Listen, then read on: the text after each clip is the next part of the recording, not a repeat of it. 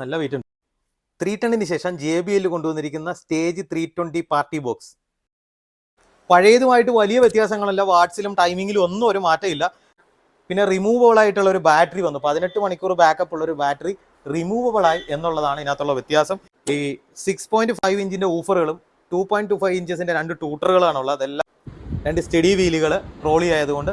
പിന്നെ ടെലസ്കോപ്പിക് ആയിട്ടുള്ള ഒരു ഹാൻഡില്. X4 സ്പ്ലാഷ് പ്രൂഫ് ഉള്ളത് കൊണ്ട് വെള്ളമൊന്നും കയറാത്ത രീതിയിൽ ഇതുപോലത്തെ ഒരു റബ്ബർ ഗ്രിപ്പിനുള്ളിലാണ് ഇതിൻ്റെ ഇൻപുട്ട് കൺട്രോളുകളൊക്കെ വെച്ചിട്ടുള്ളത്.